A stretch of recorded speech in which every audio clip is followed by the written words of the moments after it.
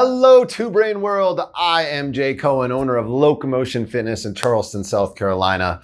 Longtime Two Brain business client. I am here today to talk to you about adding a yoga program in your gym.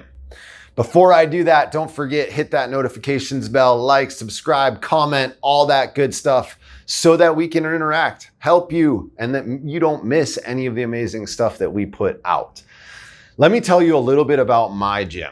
It is very different than most normal, quote unquote, boxes in that we offer a lot of stuff under one roof. And this isn't the model for everyone. So if you are happy being a CrossFit box and that's all you want to do, awesome, do that. That's great for me. If that's your joy, your vision, what you see as being your greatest good and helping the most amount of people, stick with that. But if you're somebody who believes that adding some yoga for mindset or for flexibility would be good for the people that you serve, let's talk about it a little bit.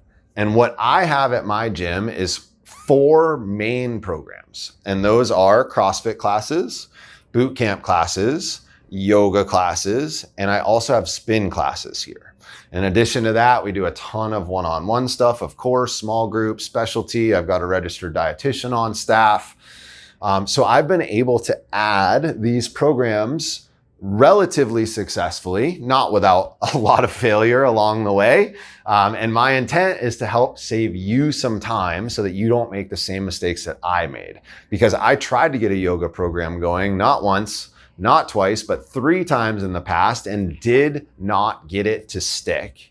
And then finally, I figured it out when we moved to this new location. So first and foremost, if at all possible, having a separate space for yoga, I have found is a big deal.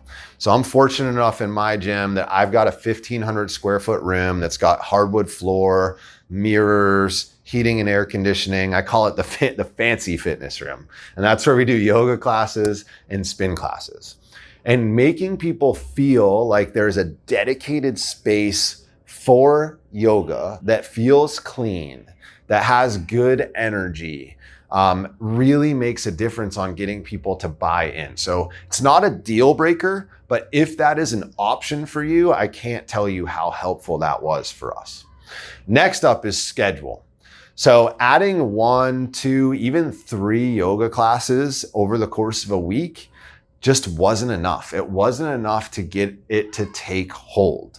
That said, the opposite end of the spectrum here, if you bust out of the gate with 12 yoga classes in a week, you're going to end up having classes where people don't show up at all. You'll have a ton of 1s and 2s, and then your overhead is going to go way up because you're paying a coach and nobody's showing up to it. So we need to be careful not to bite off more that we can chew too soon. So it's really a fine line in testing this. My advice to you is to start with 5, maybe a class a day at the same time, and try and get a crew going at that time. Then, just like with a CrossFit class, once that time gets full, let's say you're running it at 5:30, you can split that into a 5:30, 6:30, or a 5 p.m. and a 6 p.m. And it'll drop down because that's probably going to split that class, but then more people can start to fill in. And then you've got 10 yoga classes in a week. So that's the second piece, is being more aggressive than maybe you want to be with the schedule. Next up, I thought that by having this fancy room and having a good bit of yoga on the schedule, that I would get people in my community that are yogis, people that are coming to my gym solely for yoga. And although I have a handful of those people, that is not my primary market. So this is really something that helps with retention long-term in a big way. It's something that is a great value add for our members because it improves their flexibility. It helps with their mindset. It makes them feel better. Also, it increases the number of visits they come to the gym. So I've got lots of people who would do a CrossFit class and then go right into a yoga class. So they're using more visits. They're going to be here more often. I'm going to have a better ability to influence them, and they're going to end up paying me more dollars because, maybe they're going from 15 visits a month to 20 visits a month because now they're integrating yoga into their programming. Next up, teachers. You have to have amazing yoga instructors. For me, I know not enough about yoga, or at least at the time that I started the program in the gym. Now I go to yoga 4 times a week, and I almost call myself a yogi. But I knew that I didn't have the expertise, the knowledge, the know-how, definitely not to run the class. That's a no-brainer. I, of course, would have hired a teacher, but I didn't even want to run the program. I just didn't think I knew enough about, ideal schedule or what the cohesiveness between the teachers needs to be in order to get a program like that off the ground. So my advice to you is to go out and find a yoga teacher that you know, like, and trust, that is at a yoga studio in town that you can pull away into your gym and have them be the ones that run the program. And you could do that, as we talk about in Two Brain, on the entrepreneurial model. So paying them 4 nights of revenue that driven by the yoga program, or you could give them just a monthly dollar amount to be the yoga program director, or you could just pay them hourly, right? A certain amount for the classes that they are teaching, and then a certain amount for the time that they are putting in behind the scenes to help grow the program. And whoever this person is going to be shooting some content to get on your social media. I would highly encourage them to be in your group classes so that they can talk to people about the yoga program and give a personal invite. If you haven't learned that yet, if you just make an announcement at the end of class, like, hey guys, there's a yoga class, you should go and check it out. You know how many people heard you? That many. 0 people. If I go up to Joe after class and say, hey Joe, I noticed when you were squatting that your hamstrings look really tight and it's making your butt tuck underneath you in the bottom of your squat. I really think going to this yoga class would be amazing for your strength. You better believe Joe is going to go check out that yoga class. So having a yoga teacher that feels comfortable integrating being part of your community and part of your gym so that they can draw people into class is another great tip, another great way to get things rolling and off the ground. Which brings me to my next point. Be patient.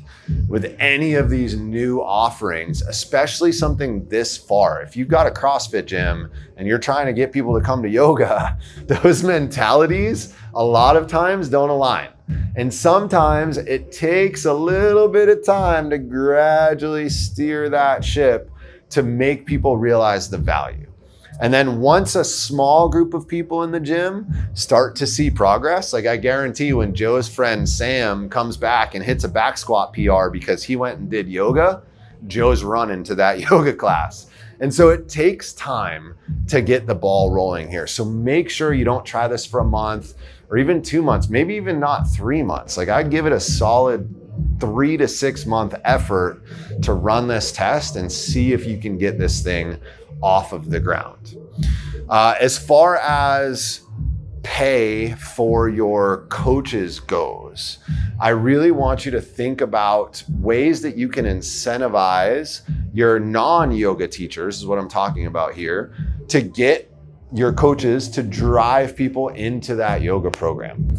So we put a couple of incentives out there, things like a new pair of shoes for the person that got the most members to go to a yoga class, or a $50 gift card, just something fun to drive a little competition amongst the coaches to get that program rolling, cranking, and off the ground. What I can tell you is if you don't have the right person growing that and you don't have the capacity yourself to be out there in front of your members on a regular basis, this just will not take. From what I have seen, it really does. People just, if they aren't yogis, they just don't understand the value. And so it's up to you to show them what that value is, and that is time consuming. So again, making sure you have the right person to run that program is hugely important. In your language, you need to make sure that you keep in mind who your target audience is. So if you're talking about mental health benefits, but at my gym, that works because our culture is one where we prioritize mental health. We talk a lot about anxiety, depression, making sure that people aren't just beating the crap out of themselves in the gym because they're trying to hide from something in their life outside of the gym. But your gym might not be that way. You might have a competitive CrossFit gym. They are alpha types. They are going hard. And if you start talking to them about mindset, they're just gonna be like, yeah, whatever, bro. I don't want to hear that. And so in that case, you need to tell them how it's going to help their CrossFit performance, right? How is it going to make them better when the Open comes around this year? What are the direct and tangible effects on their snatch, on their overhead squat? What are the things that you can tell them that are going to be exciting for them? And that's a huge mistake that I made, is like, I was excited about this program and I told them all the things that were exciting for me. They don't care what's exciting for me. They want to know how it is going to help them. So we've got a good teacher. We've got our coach on board driving people there. We've got our teacher on board taking people over. We've got a ton of content going out. Last but not least, I want you to really focus on feedback.